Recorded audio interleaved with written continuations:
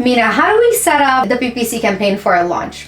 So, very good question. When you're launching, you want to set up your PPC campaigns in a way to get you a lot of traction right off the bat. So, this is my exact strategy. This is what I do, and I'll explain why.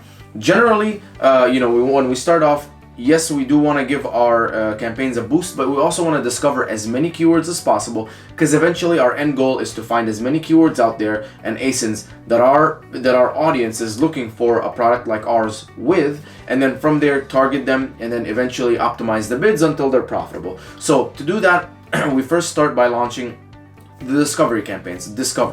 I'll do the auto campaign. 4 campaigns. One is close match, one is loose match, one is complements, one is substitutes. When you go to create the auto campaign, you can go down where it says to set the bid. You can set the bid by targeting group. You can keep one of the targeting groups open and then close the other 3, and that will separate the PPC campaign. So basically, when you close the other 3, whatever one that's open, that'll be like a close match campaign. The reason I separate them into 4 campaigns is certain campaigns will perform better than others. So the close match can do a lot better than the loose match. And so why would you put them together and force the budget to be the same for both? So once you separate them, if the close match is doing amazing, you can increase the bid a little bit, increase the budget a lot. If the loose match is not doing so well, you can lower the bid a little bit and keep that budget limited until it's profitable. Now, for your main keyword, I would do 3 campaigns. 1 broad, 1 phrase, 1 exact. And that will be 1 campaign, 1 ad group, and then 1 keyword, which is that main keyword.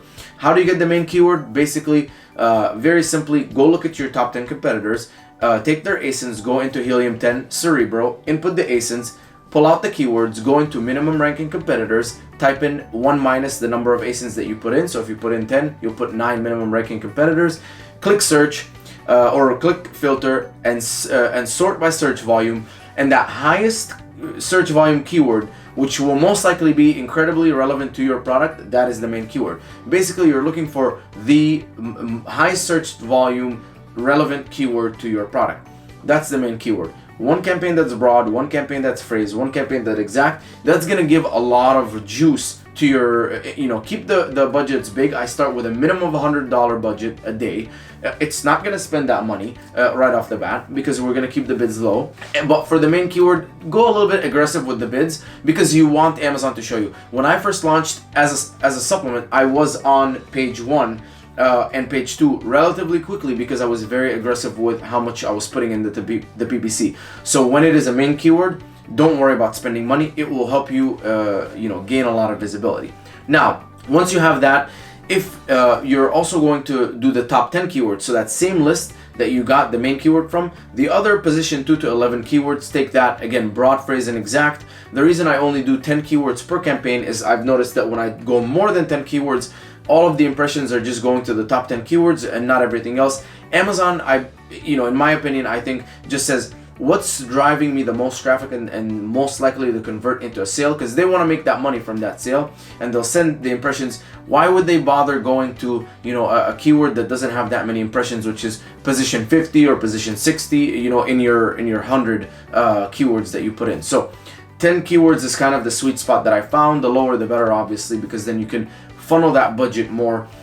So top 10 keywords, broad, phrase, and exact. I'll do a category refined campaign. So I'll go and create a campaign. It's a product targeting campaign. And then when it says, how do you want to choose it? You can have, enter a list of ASINs or you can enter a category. I would put in my category or, all of my and my competitors' categories, the sub categories that are on Amazon.